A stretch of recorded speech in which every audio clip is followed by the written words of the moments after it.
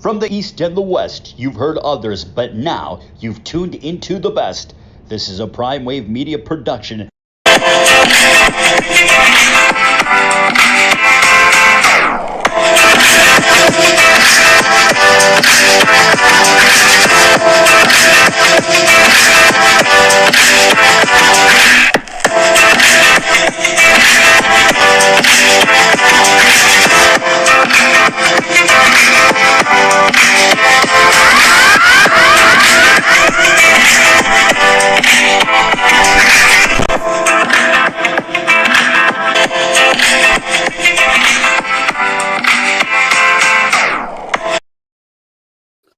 What's up, world? Feeling good, feeling great. It is Friday, my favorite day of the week, and it is time to go get into these bets, man. You know, we're not going to play any games here. No breaking news, none of that stuff.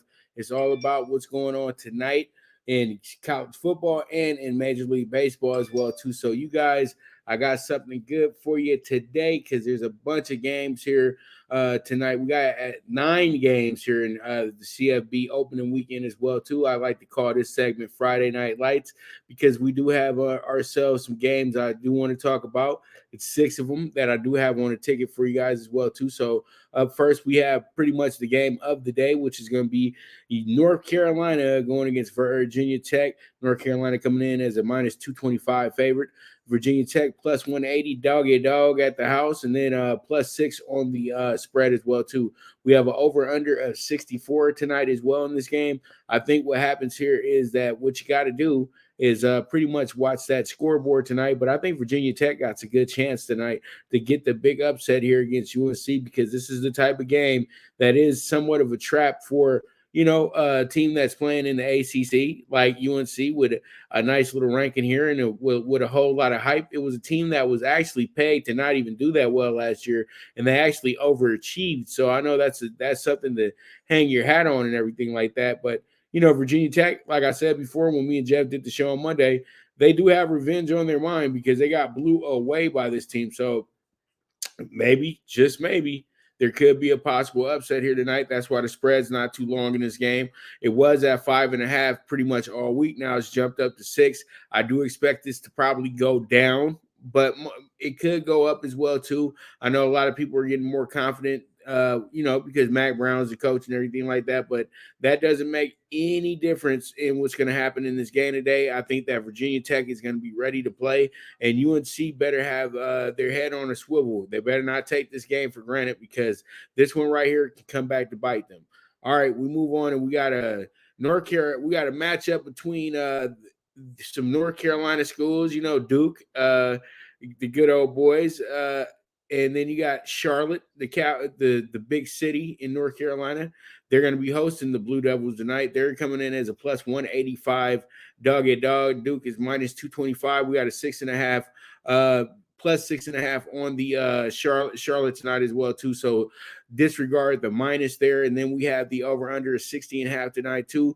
So this one right here, I think it will work out in a sense if you are looking at a team that could possibly go ahead and get a big upset tonight.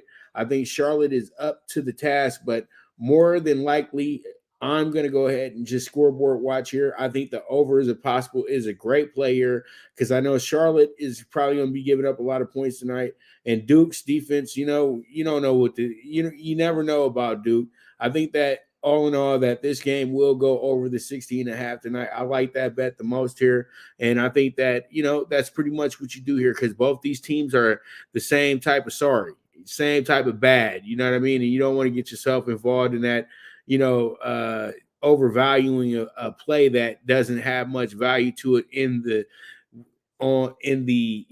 terms of picking the winner. You know what I mean? So pretty much there it is, over under 60.5. I do like the over here. And we move on to a funny matchup. We got South Dakota at Kansas, and he got Kansas out over here as an actual favorite today. Kansas is an 11-point favorite today. And pretty much what happens here is that, if I see Kansas as a double-digit favorite, I want to go the other way because the thing is, it's just hard to trust this team, to be honest with you. They are just, this is Kansas football, man. It's terrible.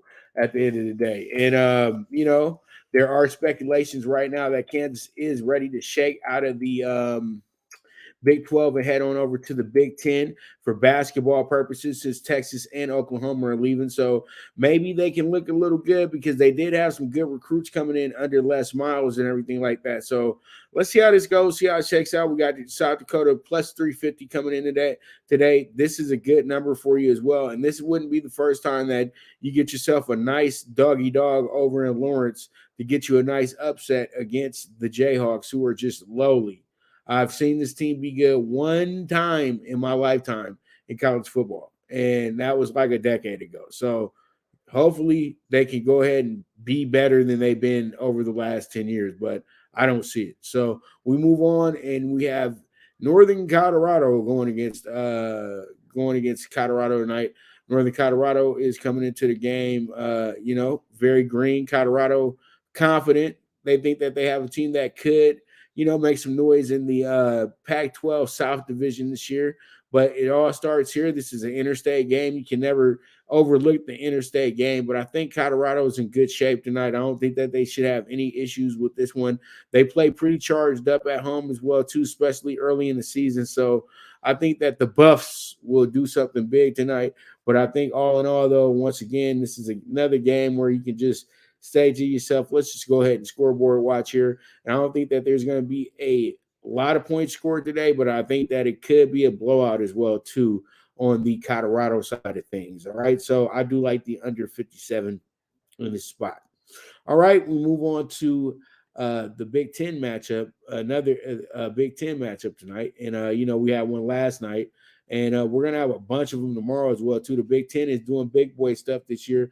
They're using week 1 and week 0 to open up conference play instead of going after the MAC teams that they usually play against to start the season off. That'll probably show up next week, where you'll see a whole bunch of MAC Big Ten matchups as well, too. So I can't wait for that. Always upsets in that group as well. So be ready for that portion of college football next week. I'll go ahead, and if we got enough games, I'll make sure to cover that for you guys to show off a little bit with that. So, we can go ahead and break those games down very, very accordingly. So we have this. We got Michigan State coming in here. Michigan State plus 125 tonight. Northwestern and minus 150. This is kind of odd because, usually you would have a Michigan State be the favorite. You're comfortable, but Michigan State's just not comfortable anymore, right? But they got Mel Tucker, NFL guy, who is a really good coach. He did some great things over at Ohio State as well, too. And then he moved on to the NFL for a decade or so. Went to Colorado, gave them a different type of outlook on the program as well. And then he was able to take the Michigan State job because the controversy that occurred at Michigan State. So, this is a big game for Mel Tucker, and I think that, pretty much this could be a starting point for this team on the rebuild of the Spartans as well, too. So I like Michigan State tonight. I think they get a good win, but I always know Northwestern is a tough team. This is a team that's made up of a lot of scrappy players that all got really good grades. All 4.0 students, probably, 3.5s and things like that. Guys who will be leading corporations soon and things of that nature. So, hey, they're up against the smart guys who can play some football. So I do like Michigan State with the value tonight. I'm going to take them with I have them at plus 125 here, but it's another number when we get to the ticket for this game. So we move on, and we have our nightcap tonight. It's going to be South Dakota State plus 120 at Colorado State minus 145. And everybody knows that South Dakota State is always going to be one of the most dangerous FCS schools that you play against. They're like the Alabama of FCS. And this one right here, it surprises me that Colorado State is the, favorite here. I would think that this would be a pick 'em in this spot. And I think that honestly, Colorado State actually comes up big tonight, and they beat the team. They beat a team that a lot of people probably are going to be betting on tonight because they just know South Dakota State can compete with teams like Colorado State. So I think that it's going to be an overplay on South Dakota State. So I'm going to go opposite and take Colorado State tonight. So we'll see how it goes. We'll see how it shakes out. And that's going to be the nightcap tonight. It's over under 51.5, which is a good number as well, too, that I think is quite possible on hitting as well. So there it is. There it is. With that, we will be right back with the premier sports betting show, the Primetime Angles Live, with the one and only Pop DiBiase, the Primetime Cappers. Good News Only Racing Club, led by the legendary Doug O'Neill, the trainer of 2 Kentucky Derby winners, and I'll have another in Nyquist. Also trained 2-time Breeders' Cup champ Golden Sense, who are just a part of a long list of thoroughbred champions trained by Doug O'Neill. The Good News Only Racing Club has a young core of horses to look out for in Dennis's Celery, Irish Heatwave, and Notre Dame, just to name a few. Win the day every day with the Good News Only Racing Club, a proud sponsor of the NFL Bet Exchange. From the East and the West, you've heard others, but now you've tuned into the best. This is a Prime Wave Media production.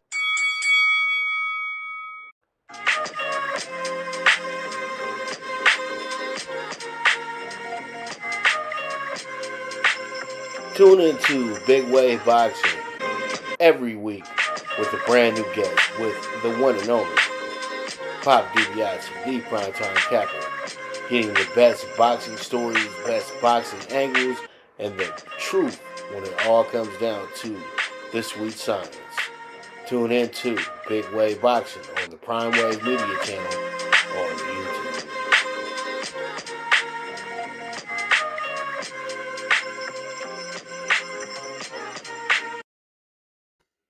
All right, the stage is set tonight for tonight at the AT&T ballpark, whatever they call it now. But the stage has been set now in San Francisco tonight, and it's a 3-game series. And this one right here is not going to define who the champion of the division is going to be, but it's going to give that team a really good head start.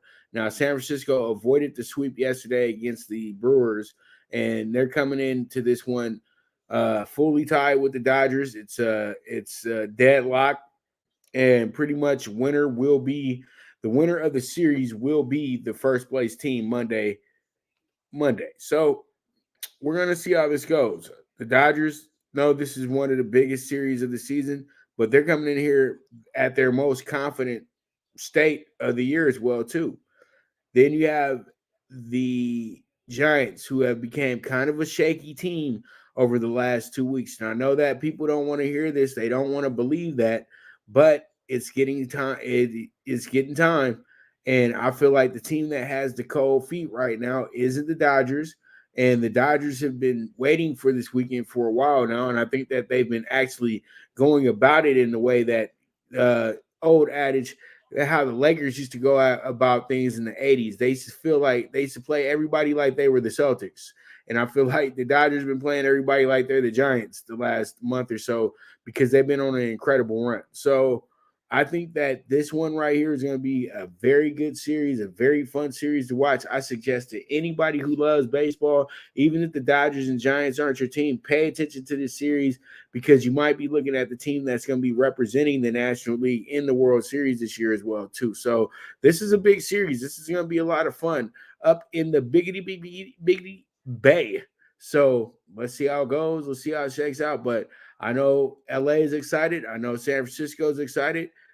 They've been going at it for 100 years, and this is nothing new. This is going to be some fun. We're going to see how it goes. And Dodgers, Giants, make sure you check it out. 3-game series this weekend, and we'll be their final series against each other this weekend as well, too, for the regular season. All right, so let's go ahead and talk about our teams for the card that I have tonight. And then first is going to be the A's and the Blue Jays. The A's and the Blue Jays, both teams, going kind of in opposite directions now. You had a very good start for the A's, but the A's have kind of fell back a little bit. It's been tough to try to catch the Astros as well too. So this team is dealing with some things, and at the end of the day, it's going to be tough because you got the Red Sox and Yankees vying for that wild card spot. The A's are chomping at the bit right behind them, but they got to get going. You know what I mean? They got to get going. and in a good way as well too. They got to stay consistently winning. They had a little bit of a rough ride over with the Tigers and everything this week, but they were able to pull off a win yesterday. And I think that's a confidence booster for this team. But then you got the Blue Jays. The Blue Jays are in the same situation as well too, because they're a division opponent for the Rays, the Yankees, and the Red Sox, and they're in fourth place. And they're one of the best fourth place teams in all of baseball, because they could actually be the first place team in a couple divisions right now. But I just think that the youth of the Blue Jays and the Blue Jays not having a sufficient home field until now, they're playing in a minor league field and just everything doesn't fall into place to give them a great season, to give them a playoff type season, in my opinion.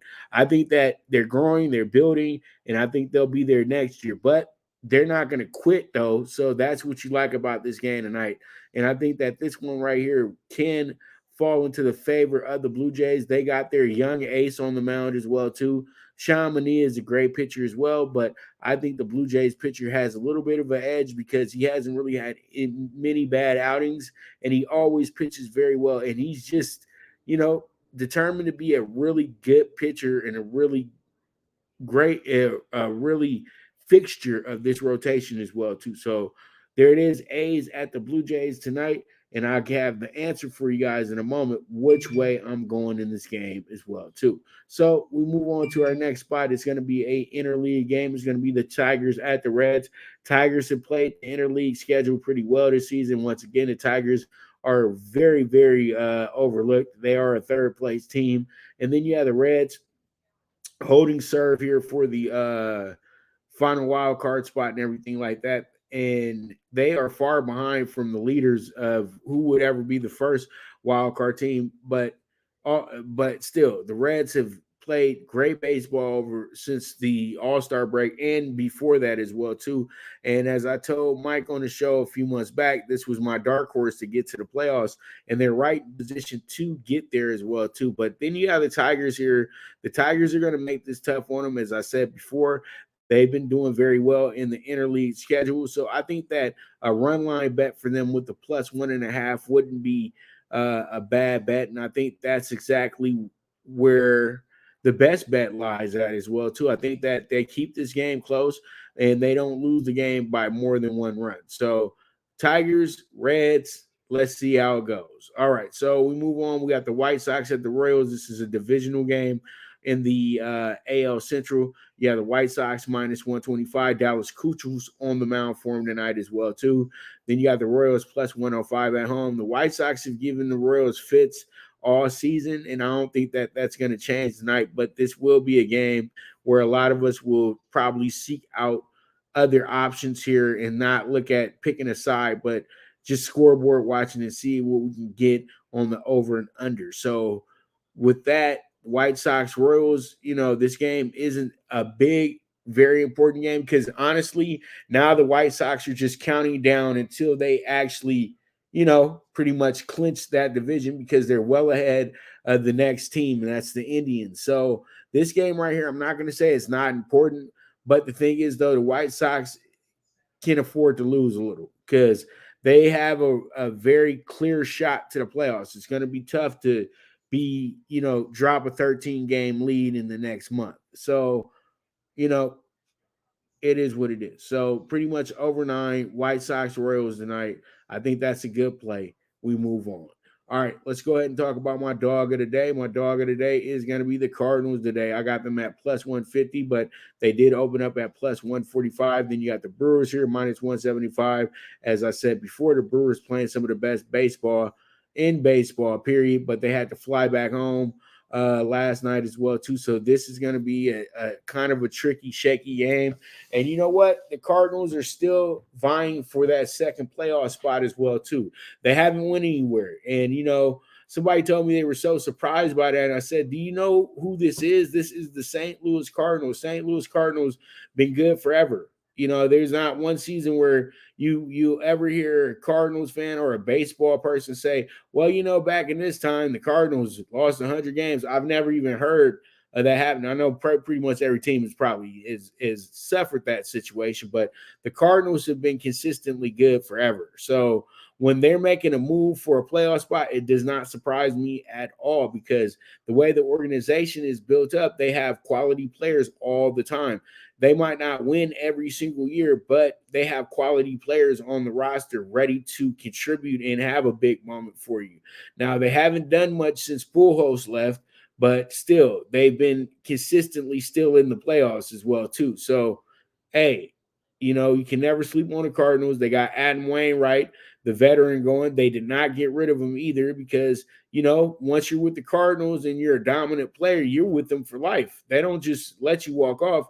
Now, only person they did let walk off was Albert Pujols, and that was because at the time they didn't want to pay him a $275 million contract, and there was nothing wrong with that when you look at the end results of everything. But when it's all said and done, Albert Pujols will be back in St. Louis to get his jersey retired because that's where his career is at, to be honest with you. And, he'll do the one-day contract being a Cardinal again. And, he's still Cards for life, but they just had to go their separate ways because the way the economics of baseball today.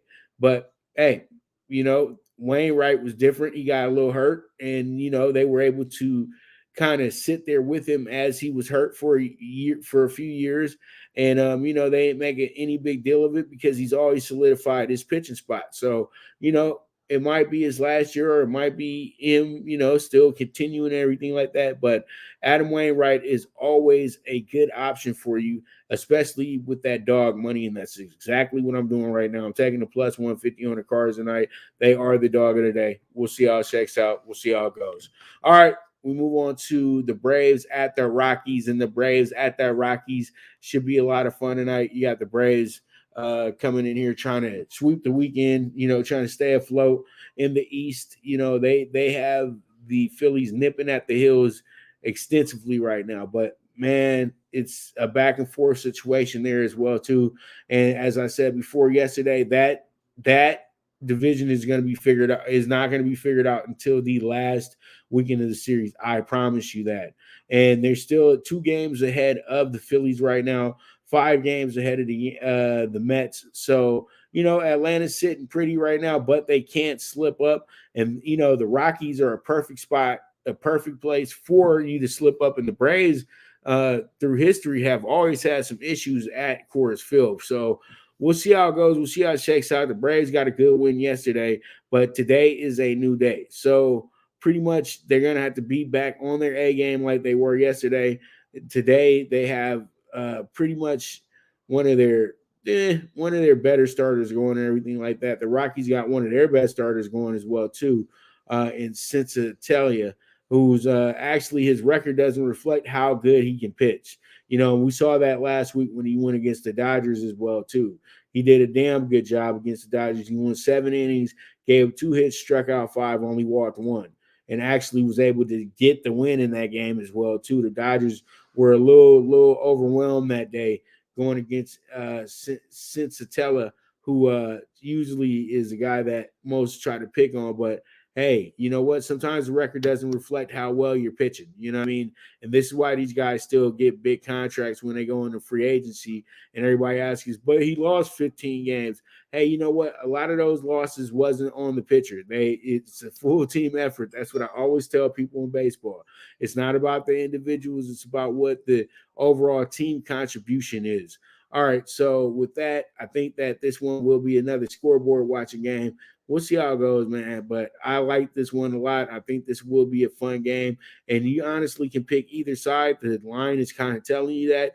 But you know what? You can catch yourself a Friday night special with this, man, and get yourself the Rockies tonight with the plus 120. But I'm scoreboard watching. So, don't take me seriously here when I say Rockies. Just take the over-under seriously, in my opinion. I think it's going to be an under tonight, to be honest with you.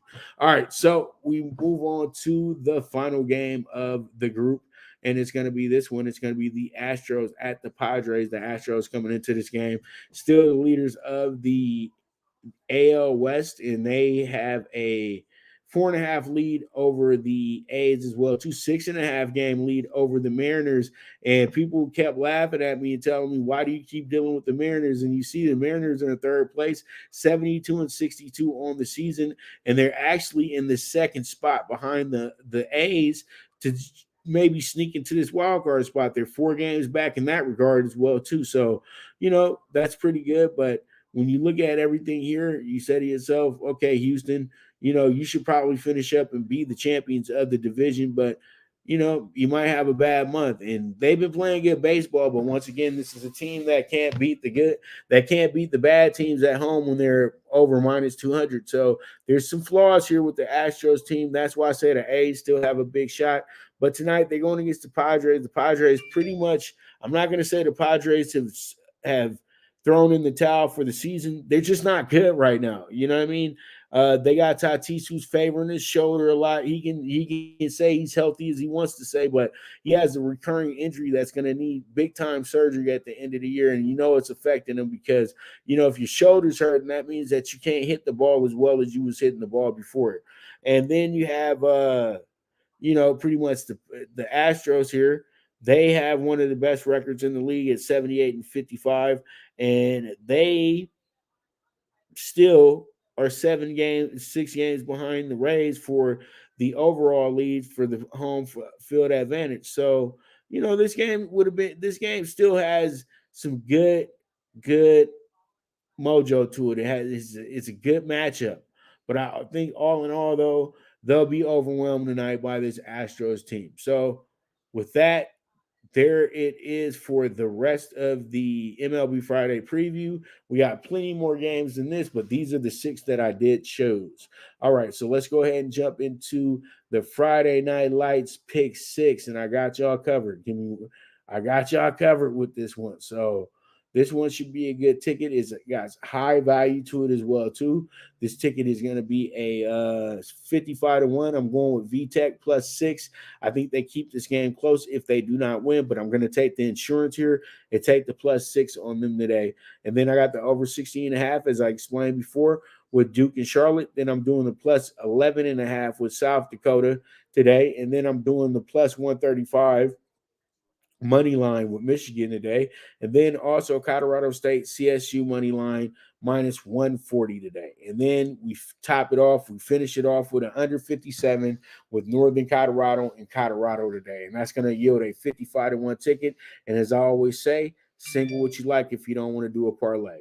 All right, we move on to our MLB PrimeTime PK6, and the MLB PrimeTime PK6 is 62-1. We have the Blue Jays here in a fun spot, run line -1.5. Then we have the Tigers +1.5. Then we have the White Sox Royals over 9. Then my dog of the day, the Cards +150. Then we're doing the under 11 with the Braves and the Rockies. And then we finish off the group with the Astros money line -135. Hopefully we get everything done and we get everything taken care of here, and we can go ahead and cash out that 62-1, or possibly cash out 55-1 on the CFB. Regardless of anything, small risk, big reward here with these parlays. So pretty much with that, I want to thank you guys so much for tuning in this week.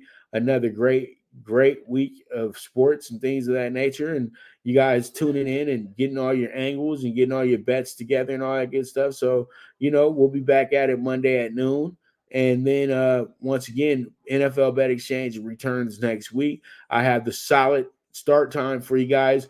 Me and Jeff are going to be breaking down week 1 next week. I already got my picks in play as well too, my bets set up for next Sunday and Thursday and Monday. So you guys, telling you right now, it's going to be a fun season of NFL Bet Exchange. So I hope you guys tune in for it next week, and you guys get yourself enlightened a little bit, and we go ahead and crush week 1 as a group. You know what I mean? So there it is. This is the premier sports betting show with the one and only Pop DBIC, the Primetime Capper, and this is the Primetime Angles Live, and I am gone.